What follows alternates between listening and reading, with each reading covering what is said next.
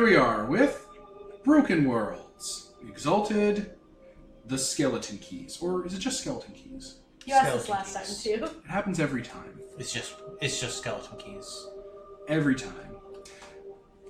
Episode 4. Right? Yeah. How am I Not including the intro, yes. Episode 4. I am Devin, the referee, and to my left we have X playing Y.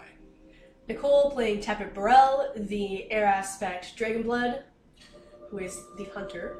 Playbook, yeah. Oh, we're introducing the whole thing every time? Or? Yeah, just it's easier to keep track. Okay, Kevin playing Poison Orchid, grows from Salted Earth, the Midnight Cast? It is Midnight, right? I think it's midnight. The zenith of... Slash the boss.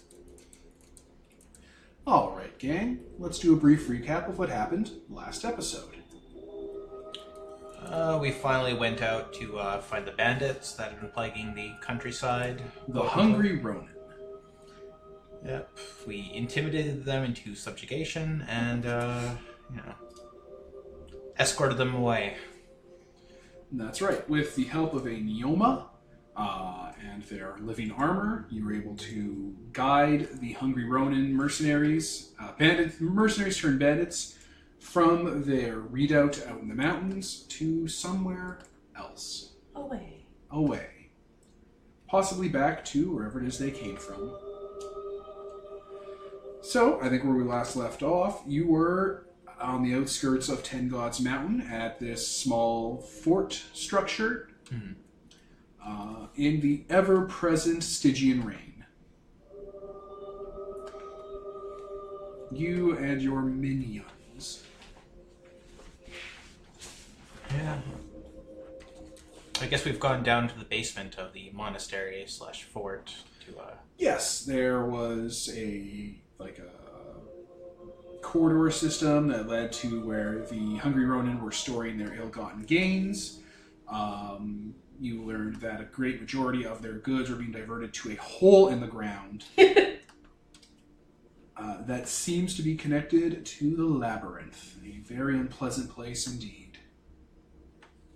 Mm-hmm.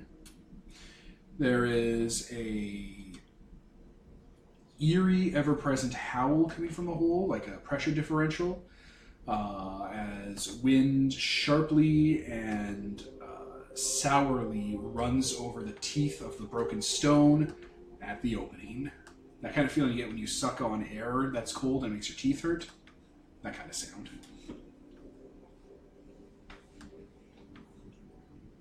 Okay. Well, since I'm from this kind of place, is there anything I can recognize about this from the offset? Well, being a dark messiah of the Neverborn and the Death Lords, this place has a sympathetic connection to you. You can feel the hum and throb and incoherent shiftings of the reality beneath you. It's almost like a set of heavy curtains being blown by an ill wind, shifting for no reason at all. And does it feel like there's something down there, or is that just the superstitions of, savages? You being a Midnight Cast, you being the sort of prophet of the Neverborn, you can feel it. There's something down there. Something dark and servile, and not in the good way.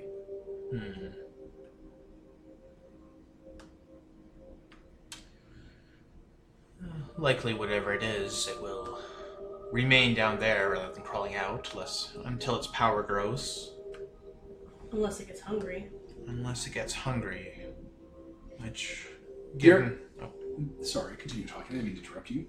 Given we've cut off its supply of regular sacrifice, that may be happening sooner rather than later. Yes. Doesn't seem like the kind of thing we should just, ignore.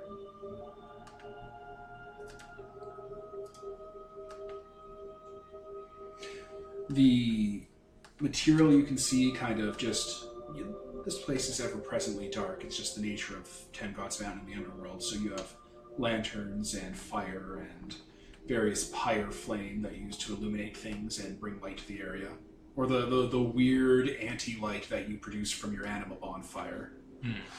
But whatever source of revelation you have, it creeps into that hole and doesn't really push the darkness away. It looks like the normal object in the way of a light source darkness can be kind of pushed and dispelled.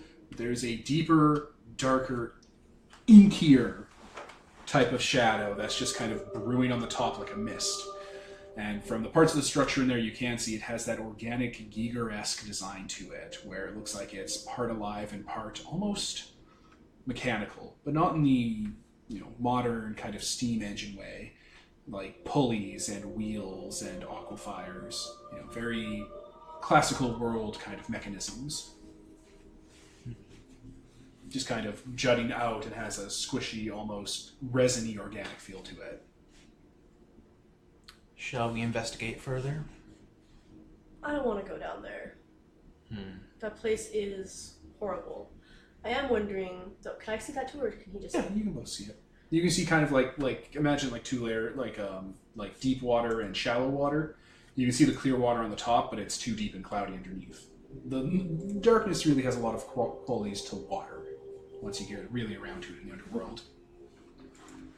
I am wondering, however, if it always looked like that, or if it's just because they've been feeding it monopedes. Sometimes things take on the "you are what you eat" rule.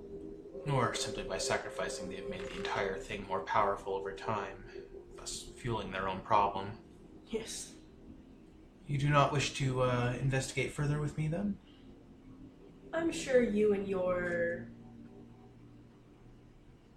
You kind of eye one of the clearly Cenobite-looking ones. It's like a thin, long, almost priest smock with like a tight collar, but the head is triangular and has like actual chrome coming out of where the eyes would be, and teeth are all straight and sharp. One of the Cenobite-looking motherfuckers. I'm sure you and your friends can handle this. That was a weird way to phrase it, because it sounds like I'm saying I'm not his friend, but that's not what I meant out of character, just letting everyone know. I wasn't trying to be like, no, fuck you. The orchid has friends on the other side. The labyrinth is ever present around us. This you should know at least, but I understand your hesitance to crawl into the thick of it. Very well, if you would stay here with my less able compatriots. The normal-looking ones that...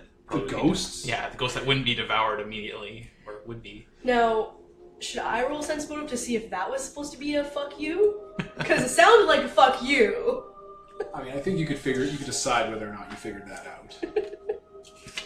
Was it supposed to be, though? No. I can't actually tell. Just naturally condescending, because he's a noble. Yeah. He's flipping the bird underneath his cloak. It's like my other less able compatriots. It's like, bitch, what'd you say? So you and your war specters are going to venture into the deep end? Yep. All right. Climb down there. You climb down into the mouth of this labyrinth maw. And it's maybe a 10 and some change drop meters. But it's a soft-ish landing. The ground has that feel of petrified wood, so it's hard, but it has a give to it. It sinks in and then bounces back up, almost like moss. Like it has that woody resin grain to it. And yeah, once you get adjusted to the darkness down here, you can't see a lot in front of you, and you certainly can't see up anymore. There's a sort of purple-gray Aurora Borealis effect that plays above your head, where you can see the light from above is trying to peter in, but can't. But around you, this place looks like a tomb. The walls have carvings in them where entire chunks were chiseled out with like wood files and pickaxes and like large rectangles and circles were ripped out and replaced with plaques and stone masonry. Yeah, there's I think it's called frescoes and hieroglyphic kind of plates everywhere. Does it look like part of the labyrinth, or does it look as though it was originally part of the underworld and just the labyrinth swelled up and took this It looks part. like this grew out of the area, so this is probably part of the labyrinth. Okay. Some malformed, nascent idea, or just spiraling, vengeful thought of the Neverborn piercing through up into the underworld. An idea, a concept, just some malicious thought. Okay. Does anything really stand out here, or is out of the ordinary?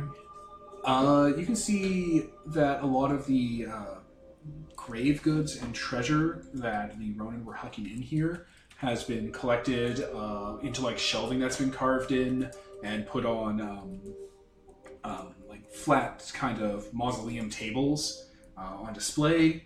There are branches made of nothing but thorns that kind of intertwine, just growing along this area, almost like a someone placing like wreaths. They're partially coming out of the stone and metal. And near, on a slant down, almost like where like the off-run of a, sort of looking for, like a sieve or a sewer system, kind of like a cul-de-sac pool. That's kind of how it's shaped, and you can see more darker, kind of dark. It almost has physical form, like a molasses that kind of ebbs and flows. There is a sarcophagus propped up against the wall.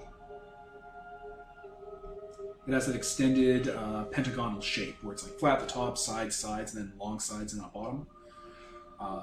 And it has been left ajar. Okay. I'm going to check that out, see if I can figure out if anyone's home.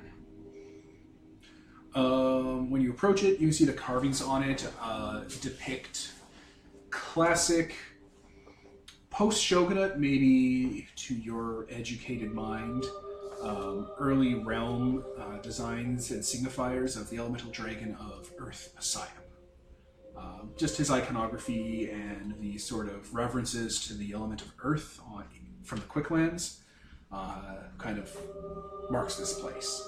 And they've all been drawn in a way that, normally when you make a thing like this, you either carve it from stone or the material it's made of, or you take a plain thing and make a mock-up of it in a weaker material and cast it, and then fill the casting. Mm-hmm. And like the cast for it is inverted to what it makes. So when you pour stuff in, it makes the positive. The way these things have been carved in and made and shaped, it almost looks like a negative in more than one way. Not only is it like, instead of it being pushed out carvings, they're pushed in, like opposite what you'd expect. Mm-hmm. But a lot of the symbolism has been inverted or simply put in an order, the way you'd order hieroglyphs, that would be the opposite of how you'd want to do it. Like a mirror. Okay. Low-key heretical, but not in the Judo-Christian, it's the Antichrist sort of way. Subtly wrong. Yeah, it's wrong. If you didn't know anything about anything, you'd think, oh, yeah, it's this.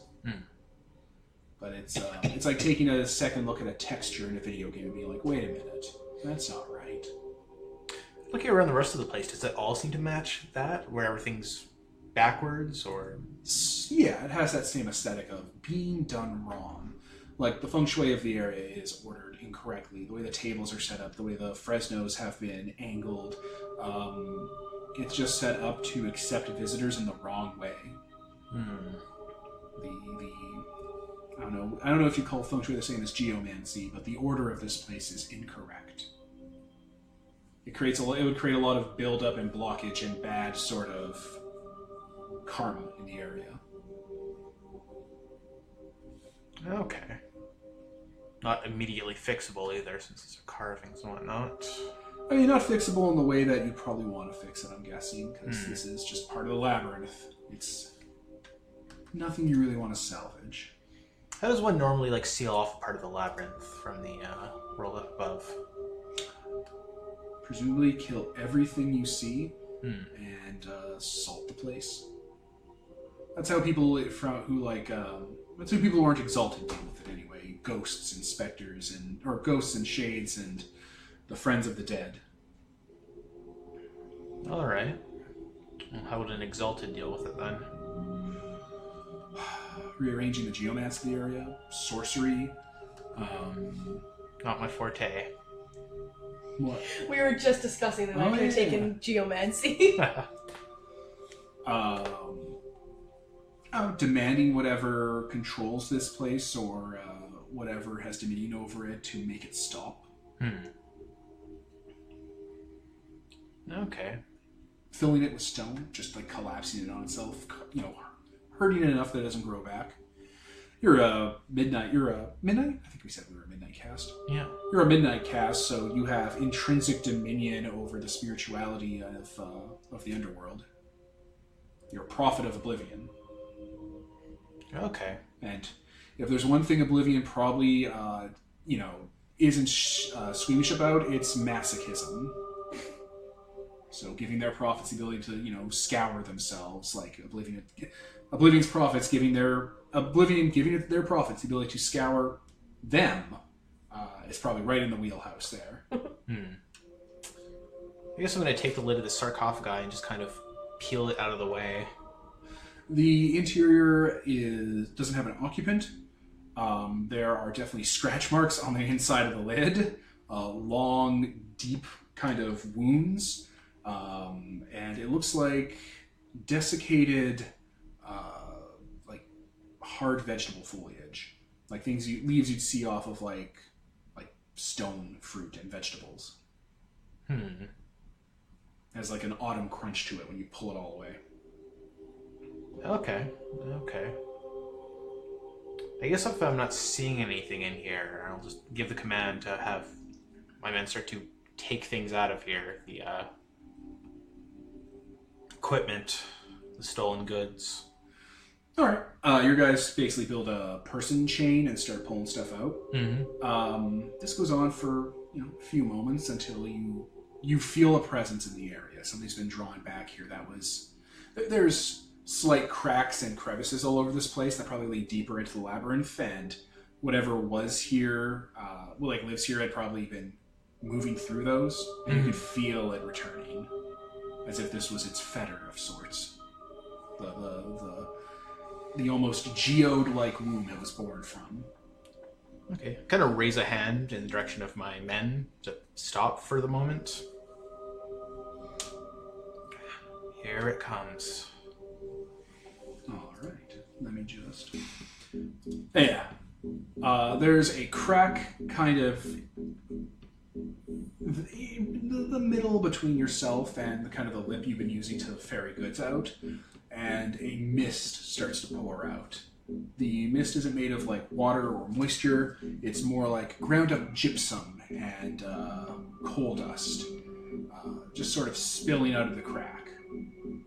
And the perspective of it was that it was very narrow and thin, and probably people couldn't fit in. But as it spills up, kind of almost the camera perspective you have in this area almost shifts sideways, and it seems to be as large as a corridor. Okay. And there is the sound of sort of gnarled and abrasive stone material dragging against this resin floor, scuffing it and carving it. The sound of nails pulling against chalk and stone, and the sound of breathing. But the breathing has a sort of gravelly quality to it.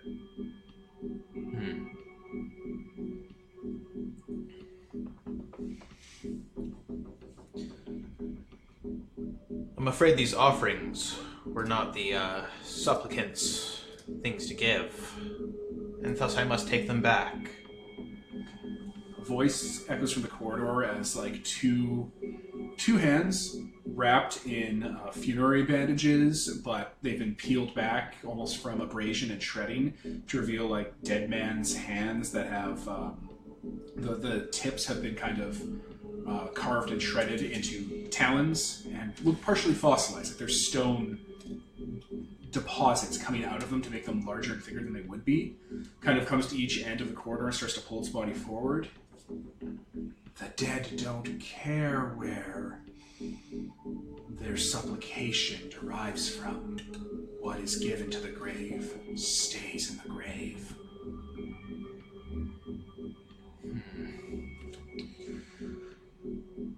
And I must say otherwise. It is your prerogative, Prince of Death. That it is. The form pulls itself out of the corridor. It is a hunched over old man figure, emaciated and gaunt. You can just tell from how it moves under here. It's wrapped in those bandages that you can smell them from here. They've been soaked in heavy acidic salt water and like dried out. So like if you've ever like had a bath with like Epsom salts or whatever, when your skin dries, it leaves like this white deposit all over your body if you don't rinse it properly, or if you go to like a really like salty like water area to swim or whatever. I've been outside in the winter when they salt the driveways. Oh yeah, that too. These bandages, they were soaked in that kind of water and left to like waterlog and then dry out really aggressively. So it's these mineral deposits going all over its body. And there's a large funeral shroud that probably was white once, but now it's this stained, chalky, and black color. And the face is mummified clearly and has those same wrappings on it. There's only one eye showing, and the eye is an actual diamond. Huh. It beats with an internal fire. Almost like a anti-light. This is a specter. Yeah, other things shift under the robe, but you can see it has a man configuration. I am Poison Orchid, and I speak for I 7 to spare. May I ask who I am speaking with? I am Melion, and I speak for the lords of the dead. Is that a common term, or like... It can mean a lot of things. It can mean you, it could mean the Death Lords, it could mean the Neverborn. It's flowery. Then it sounds as though we have similar goals in mind. We represent similar themes, yes? You represent a retreat from reality. You are the water fleeing its basin because of a crack. You are the snow fleeing its peaks because of a sound.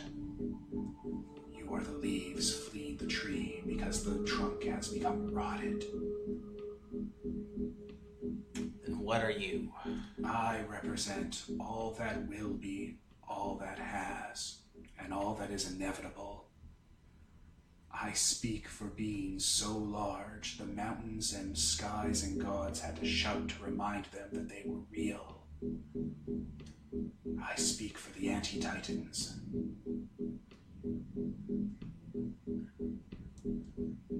Yeah.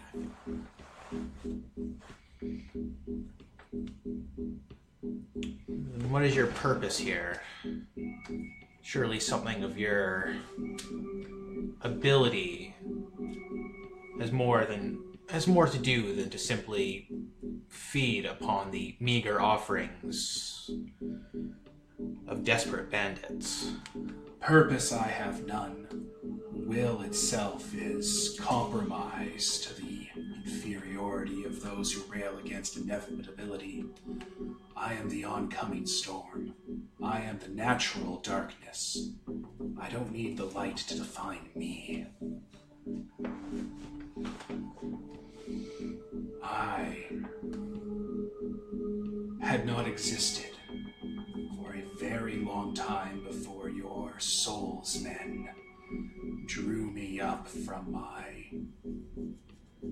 blessed and divine oblivion.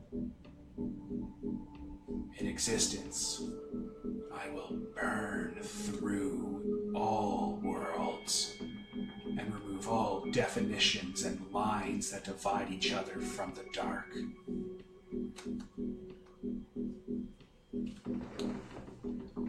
Entropy happens in time. Time dies in entropy.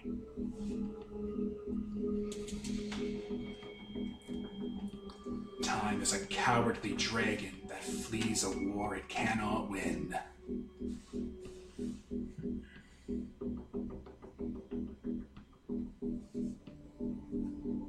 see this from up top? You can hear the conversation, and it has an extra ominous echo to it because the sound, in the way people's visions are muffled and made worse by darkness, the sound of his voice is amplified and made more spooky by the shadow.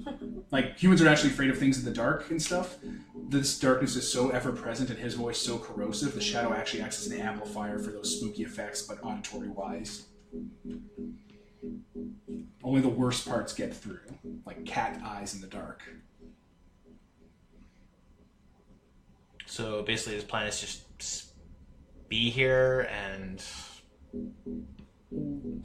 Based on what you know of Nephrax, which this definitely is,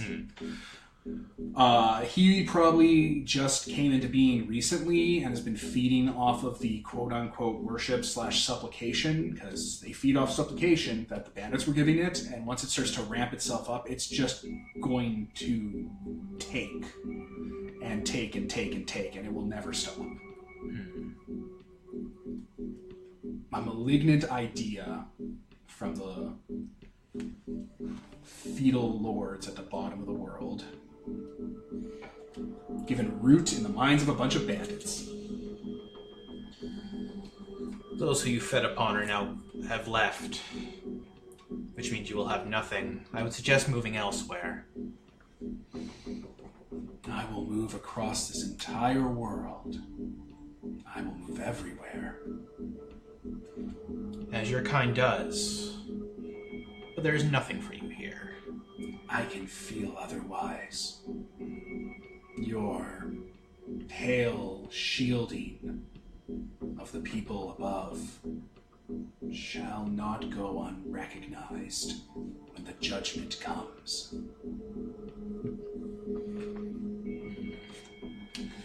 You are an outdated concept. And if you think that you can judge me, then you are sadly mistaken. Judgment implies that what is being judged is worth notice. I am Milion. I am the death of the earth. You are nothing but a long-forgotten idea that will remain forgotten. So it's there. You get to act and decide how this is going. Nephrax are a bit above my ability to subjugate, I imagine, given that. This one is. Like, you have dead with you, ready to fight, ready to scuffle this up.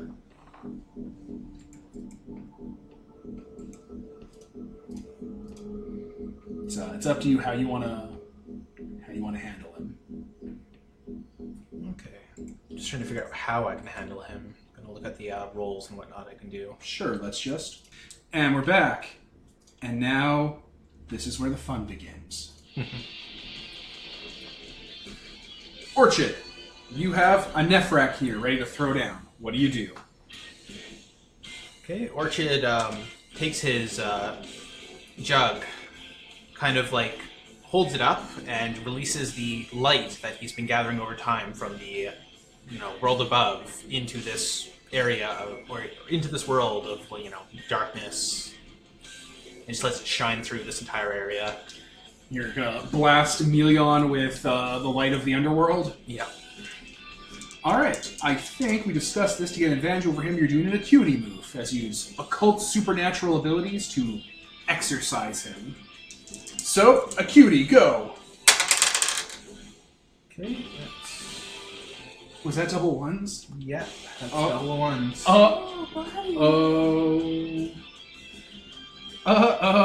don't think double ones actually means anything. I'm gonna quickly check. Okay, no, double ones doesn't mean anything, but doubles on d6s mean fun things for other stuff. It's not important. Alright, and was that just a normal roll? That wasn't a power die, right? That was just a normal roll. Perfect. Okay, so I will respond with Milion doing something. You know what? Honestly, he's just going to come at you. You start exercising Milion and establish yourself as an absolute threat with your anima bonfire blazing. And he makes a hissing sound, and from under his cloak and under his bandages, tendrils made of like calcified flesh and mineral deposits of stone lash out at you all as he runs up, those tendrils swiping at your gang members, throwing them away, and just like starts throttling you with his claws, digging his nails into your skin. Which is a... Reach heaven through violence sounds... No. I don't roll. Oh, I don't roll in this game. Okay. Yeah. He hits you for 4 armor piercing. Alright. I can activate... armor piercing, so it doesn't even... Yes. Alright, that's all my stamina then. Yes. Alright. He carves into you and like his nails grab into your throat and he just slams you up onto the ceiling and then down. Alright. Orchid uses his gigantic claws to kind of latch him into place. And lets out a howl as, the gang members that that have recovered run to attack him from behind. Swarm? Yep. Alright. You're gonna straight up try to harm him? Yep. Reach heaven through violence. And I get a +1 because I'm in beast mode, and I get another +1 because You're a group? You are a group and you are in beast mode. another 2. Really? Yep. Nicole, what dice did you select? Here, try these guys. Here, just give him a try. You might have picked up the trick dice. Oh, on a flat surface as well. No, 2 2s. What? It's not meant to be. Yeah, so I miss and I'm wide open. Alright. You start swarming him and overpowering Melion as it realizes just it's not outclassed, but it is outgunned. It breaks away from the group and slams its tendrils and claws into the ground and starts shifting the geometry of the place. The wall, ceiling, and floor, and even that mist start undulating and throbbing. Like the mist itself even spikes out into geodes and closes. And he starts shifting around the stone, moving around it to give himself some freedom from you guys getting too close. He has activated his own move, Dodge, which lets him be supernaturally evasive. If you want to get him, you're going to have to describe how you will catch and hold him to pop him. So it's just, however you flavor your attack, make sure it involves a way to catch him. Okay. Goes back. Oh, yeah. It didn't work for you, so... You hear the sounds of combat above. Hello. The sounds of combat ring up above. Yeah, I want to go help. Because it sounds... You jump into the darkness. Yeah. Alright. As you're coming into land, because you're all air aspected and whatnot, this tableau is before you. A tessellating nightmare corpse dungeon. Can I angle myself with the moving of the things to land on this guy? You want to land on Melion? Yeah. What do you want to do when you land on Melion? When I land on him, I want to... actually, 1 second. Let me take a look at my weapons here. Different ones have different effects. Do you want me to pause for you? Yes, please. Sure. We can do that. Okay, we are back. So, what do you do? As I'm falling down, I'm going to use my flying guillotine to anchor myself into the wall. And I'm going to use 49 empty palm technique for reach 7 through violence, but specifically trying to knock him into this guy's dudes. Into the mob of angry war ghosts? Yes.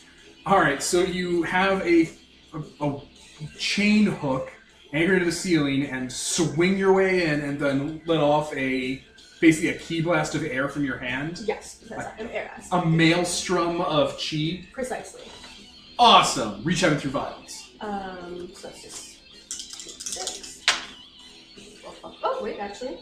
6, 7, 9. 8, 9, 10 because of my fucking +1 to body. Nice. Nice. 10 plus, you deal damage to a target, and you can activate your weapon flourish. Also, this 49 anti-palm techniques gives all my attacks potent, which just means I can add my body to it, and also forceful. Uh-oh. So, a couple things are going to happen. Oh, no. Yeah, I see. First thing, forceful means I get to roll a d6. On a 4 to 6, they gain the reeling tag. And it knocks him on his feet. I got a 5, so that succeeded. Oh, no. So Let's they go to reeling. Reeling. Disabled until they pick themselves up. Also, my empty hand flourish is already reeling, so. Oh my god, you double reeling him. Alright, it looks like in this instance, air beats earth. As, a maelstrom of the life-affirming essence of creation knocks this Spectre Lord on out of the ground he's entrenched himself in, into the waiting arms of your mob, full of weapons and vengeance in their eyes. Brimming with spite. How much damage do you do? Oh, You do damage. sorry, I completely forgot about the damage part of attacking. I do 2 damage. He will spend his 1 armor as the shale of fossilized flesh and rock breaches off as he falls into your group and loses his evasiveness. So, Yeah, boop. you do. I used the Angel Petal Knight for Melion. Cool. They're brutal. Hmm. Alright, I guess that moves on to Orchid. Okay, Orchid's kind of on the ground, kind of rubbing his throat where he was strangled, big monster that he is. He coughs up some very congealed blood, and then takes his jar and pours water over it. And roots start to flow through the cracked earth until petrified trees start to erupt around Million, covered in black, acidic, poisonous fruits. Stuff that he feeds his entire gang in small amounts until they're immune to it. And yeah, they just try to pierce through Million. Ah, yes. As trees breach through soil and hold it to its will, you start tearing through Melion. What are you doing for this? What is this? This is reach heaven through violence. Do it! Just trying to impale him with poisonous fruits. He looks incoherent at the moment from the knockout he just got. 5, 6, 7, 8, 9, and what's my body? Is it at least +1? It's -1. Yeah, so I got an 8. So I get damage in return, but I do 3 damage to him. That's substantial. Let me just take a look. My entire thing is knocking people prone, Devin. Oh my god, you're an actual dragon plant! Everyone is visibly prone. Oh shit, right. When I fail, because of what I took, that beast thing, I suffer, curse things that happen. Oh shit. I'll have to look that up. You just... Yeah, it can happen later, I think. It's just, when you fail any roll, it fucks with you, because your curse is... Interesting. Yeah. Alright. Full of curses. Yeah, you get into an actual, you start pouring the plants start turning into Melion as he, opens up more of his form. It looks like there's more of his specter essence on the inside of his frame that he's currently allowing to poke out right now. So as his, rib cage unhinges, his jaw opens up, his back and spine split, and the individual vertebrae spin like threaded screws and open up. More of him compacts out. Extra sets of arms and another head. A second body, a lower body centaur, pours out of his back on, hooved feet. Oxen, almost. And he's thrashing and hitting just everyone around you, like your gang. You and your gang suffer 4. Oh, I'm down then. Yeah, down. Or- we can deal with that in a moment. Oh wait, is it armor piercing? I'm going to say it's not right now because of how desperate it is. It's not focused enough. Okay, I'm going to activate my armor then to, shield everyone. Yeah, so a lot of your gang members are soaked in their equipment. They're able to take the equipment. Some are not as lucky, but it's a thrashing nightmare. Nicole, or Burrell. Burrell. Oh, right. I also took 1 less damage last time because I take -1 from all Oh, yeah! You're fine. culture that right now. Okay, so it's my turn, you mean, or? Yeah, it's your go, your action. Thought you were going to say I took damage. I'm like, I'm not near him, though. I know, he's not a group. Okay.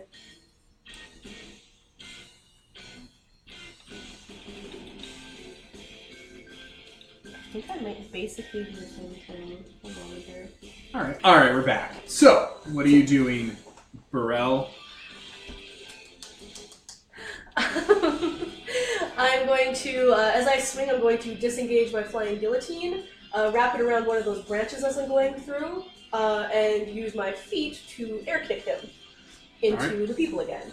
A gout of pure, smooth air essence shreds into the stonework, supernaturally weathering him as water and air rip down mountains and turn them into only hills. Aha! Another 10 plus. Nice. Good lord, So, how much damage do you do? I do 2 damage. Okay, he's down to 2. Also, let's see if he gets reeling. Oh, it's happening. Actually, he gets it anyways because I have the reeling flourish, so I don't even have to roll. Unless you can actually be double reeled, but I don't think you can. Just roll it. Just roll it. It would have got it anyways, even if it wasn't the flourish. What does reeling do? Prone. Knocks Oh. you prone. Yeah, basically, you're momentarily disabled or disoriented by pain, shock, or otherwise.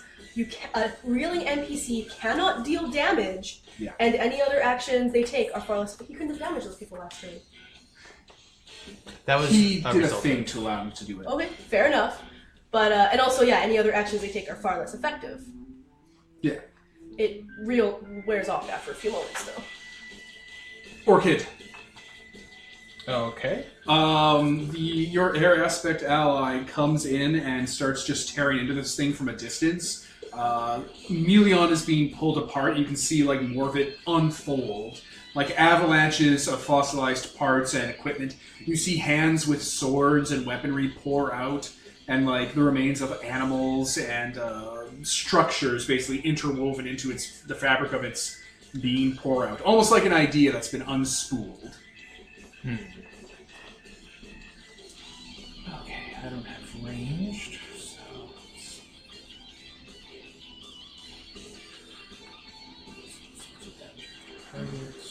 would you mind pausing, actually? Yeah, sure. We can pause. Alright. We're back. What do you do? So, with Million, kind of held down in place in the middle of a mob, Orchid uses his hulking arms and picks up the sarcophagi that's nearby. There it is. Yeah! And throws it all the way across the room on top of him. There it is. And that is A might roll. a might. And this is, I'm pushing this, so no modifiers, apparently. Alright, roll might. That's a 10. Thank fuck. Alright, is this, what kind of roll is this? Might? So is that like overcome? Or is it just a flat roll called might? I'm not... It's a ability called might. I'm sorry. Oh, might, here we are. Oh yeah, you can choose the options that happen below. Oh wow, yeah, might. Yep. So I'm going to Choose any or all of the options below. Your target stops moving cut until they escape your grasp. Your target takes 1 AP damage. Reeling, crippled. He's visibly prone again! I'm going to choose all of the options. So he's crippled, takes 1 damage, is reeling, and stops moving because How is he crippled? He's crippled? I probably crushed several of his limbs underneath the sarcophagi. His mobility limbs? Yeah, so now he's pinned underneath it. Alright, you crush him down and as he's writhing underneath, like unhinging his jaw into more skulls and jaws. Like a fractal zombie. Bifurcating man. Burrell. What do you do? So he's been crushed by the sarcophagi? He currently cannot move. Is the lid still on the sarcophagi? Was it attached or was it? Oh, then no. Do you want it to be? I can't put him in there. You want to just fold him in and start rattling him around? I want it might trap him if it's his sarcophagi. It might be like a thing where he can't get out. Or we could just kill him on the Yeah, spot. we can just kill him, but... Alright, Bury him in the ground so you can come back as Scarmelion. so he's trapped underneath of a thing. Yeah. I'm going to land on top of it heavily, and use my flying guillotine to guillotine his head off.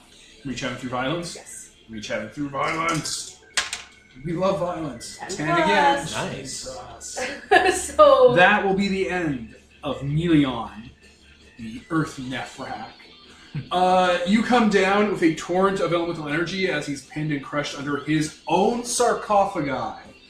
And for a moment, the many faces of Melion kind of like fold over each other, almost like one of those paper fortune tellers you have. For a moment, it all folds together, and he just closes his eyes and just says, as it's coming down, "It doesn't matter." And dead. As you extinguish him. Yeah, serene-like for the monster it is. It doesn't matter. And, yeah. Dead. His shattered body is strewn around the area.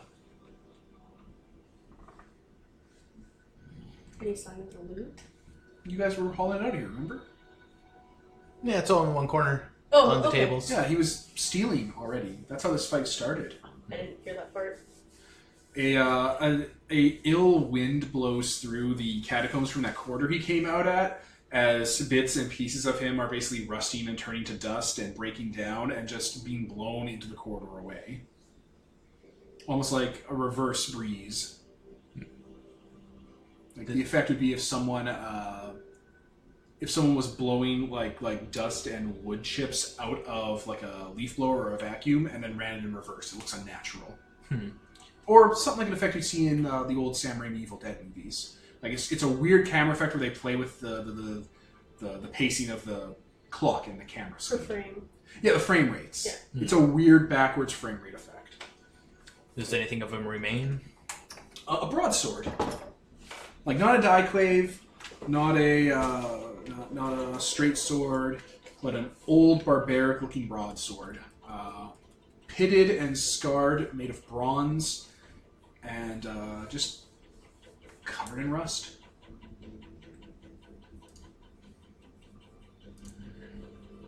So that it may be of use to you? Does it look like I could sell it? Like it doesn't look like a very. I it can doesn't look sell like it. a very good weapon to enter a creature as well. We should probably clean it up. After we do so, it might fall apart because it's so old, or it might be nice underneath. You never know. We'll take it regardless. A trophy. A trophy to put in your base. To inspire your men. Is there a thing where if you get a cool thing, your men are inspired? Actually, yes. Once a session, once you get your hands on some seriously good food, liquor, clothing, jewelry, or other loot for your gang, you get 1+1 boss. This would count. Cool. Melion's sword. Which Okay. he didn't use in the fight, but it's still his. I think I'm at +3 already, but it still works. The gang is happy. They're cheering you on. They're continuing to loot this place, and you pretty much can clear out. I think we could end it there. You have fumigated this entrance to the labyrinth. Over time, it'll probably rot and withdraw away from the land of the shadow, from the Shadowlands. I will leave as soon as possible. Yeah, because this is a nightmare. I do not like being down here, but that was a really good fight. It was. It was really fun. So let's move on then to the end of session section. So all your power dice are discarded. I get rid of any of my break dice, which we haven't done just yet. But I I think also should really use the power dice. I've never used them. you want to use power dice. It's so Right? fun. But I'm always the type of person who like hoards things for later, and then it turns out the game's over, and I have 50 million whatevers. And Everyone's like that. yeah. All right, everyone mark experience. And now we go down the question list for the end of session move. Do you know how much XP we should have? No, why? I'm not sure. I think I have 4 right now. But I don't Well, know it's if not that's important what the total is. We're just doing the end of session, but then we can figure out afterwards. true. Okay. So, here we go. As a group, let's figure this out. Did we fail in some regard? Unless we count dice-wise. No. No. We kicked ass. Did we expose ourselves to danger, cost, or retribution through our actions? You did fuck with a Nephrak. Yeah. So much. And you almost got fucked by that. Yes. This one is the one I'm a little dicey on. Did we progress our story in a meaningful way? I don't know if it's meaningful. We recovered the parts for that lady, which she wanted.